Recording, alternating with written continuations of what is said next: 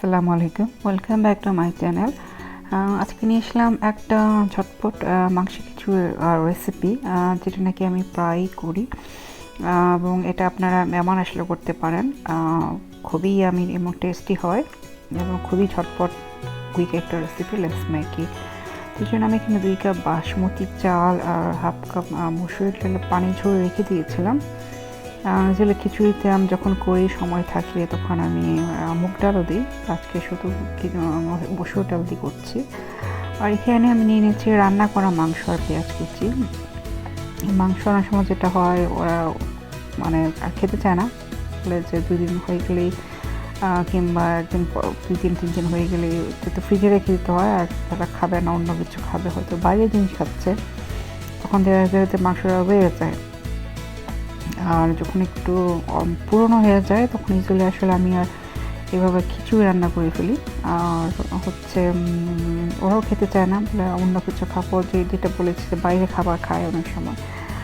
তো আমি এখানে ঘি নিয়ে নিয়েছি, আর ঘিটা যখন মেল্ট হয়ে গেলো তখন হয়েছে দিয়ে দিয়েছি বেশি কেটে রাখা পেঁয়াজ কুচি, সাথে আমি একটু টমেটো কুচি দিয়ে দিলাম এবং দুইটাকে একটু ভেজে নেব, মাঝারি আছে সফট হওয়া পর্যন্ত ওয়েট করব।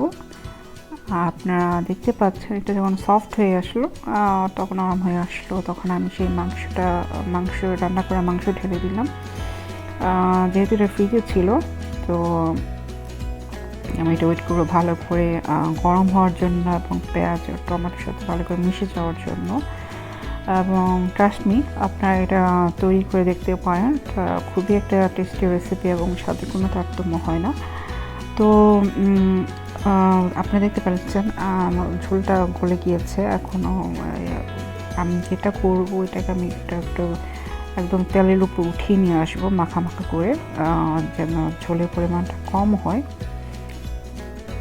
তো আপনারা দেখতে পেলেন যখন তেলের উপর উঠে চলে আসলো, ঝোলটা কমে গেল, কষে গেল, তখন আমি সেই পানি ছড়িয়ে রাখা চাল এবং ডাল দিলাম।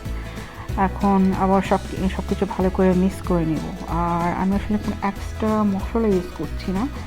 যদি আমার চালের পরিমাণ বেশি হতো, আপনারা যদি চালের পরিমাণ বেশি নেন তাহলে অবশ্যই মশলা অ্যাড করবেন।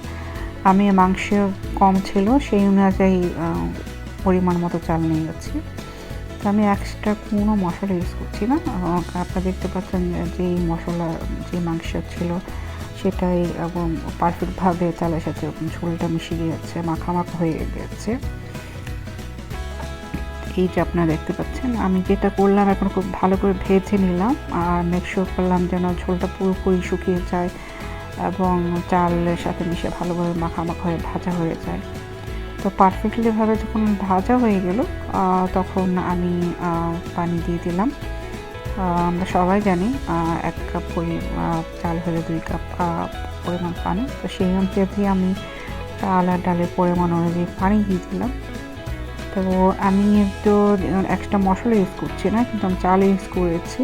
তো আমি এখন যেটা করলাম, লবণ দিয়ে দিলাম। আর লবণটা আমি আগেও দিয়ে দিয়েছিলাম, তো এখন চেক করে মনে হলো যে আর একটু লাগবে এবং লবণ দিয়ে দিলাম। তো এখন তো সেটা রান্না করে নেবার পালা। তো মাঝে মাঝে আমি এটা খুলে দেখে নিচ্ছিলাম। এই যে অলমোস্ট হয়ে এসেছে, পানিটা কমে এসেছে। তো আমি এখন যেটা করব, আমি চুলার আঁচটা কমিয়ে দিয়েছিলাম এখন, এবং এখন এই খুব মাখা করে এটাকে আপনারা দেখতে পাচ্ছেন এটা পারফেক্টলি ডান হয়ে গেছে, কোনো ঝোল নাই, পারফেক্টলি খিচুড়ি তৈরি হয়ে গেল। তো আশা করি আজকে আমার এই ঝটপট মাংসের খিচুড়ি রেসিপি আপনাদের ভালো লেগেছে। ভালো লাগলে অবশ্যই ট্রাই করবেন।